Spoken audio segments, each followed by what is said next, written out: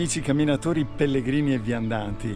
Martedì 3 giugno e mi trovo a Maratea, questo borgo in provincia di Potenza che si affaccia con il suo porticciolo sul Mare Tirreno. Siamo sulla baia di Policastro, un borgo bellissimo che ha un porticciolo e poi una parte alta, la parte vecchia di Maratea. Siamo in Basilicata, siamo in provincia di Potenza e da qui inizio il mio cammino Basilicata coast to coast. Dal Tirreno vorrei arrivare allo Ionio. Vediamo. Voi seguitemi, accompagnatemi nella speranza che possa arrivare così davvero ad affacciarmi anche sullo Ionio. Buon cammino di vita a tutti!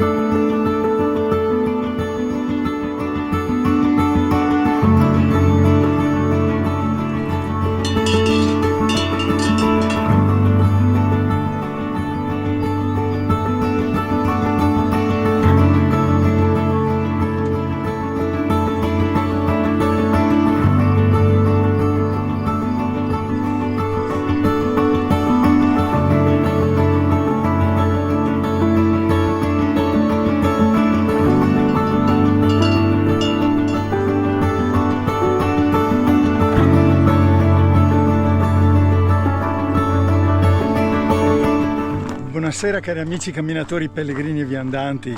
Sono a poco meno di 1 chilometro da Trecchina, sono al termine di questa mia prima tappa piuttosto impegnativa, non immaginavo, e circa 1060-1100 metri di dislivello per un totale di 13 chilometri.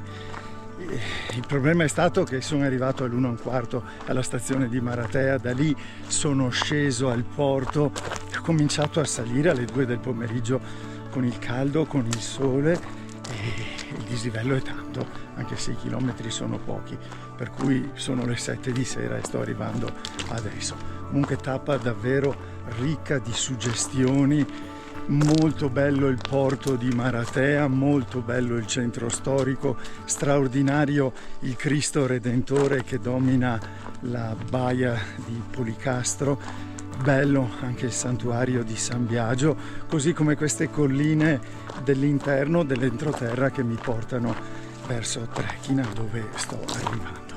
Cari amici, prima giornata sul cammino Basilicata Coast to Coast. Continuate a seguirmi, anche domani non avrò una tappa lunga ma certamente suggestiva.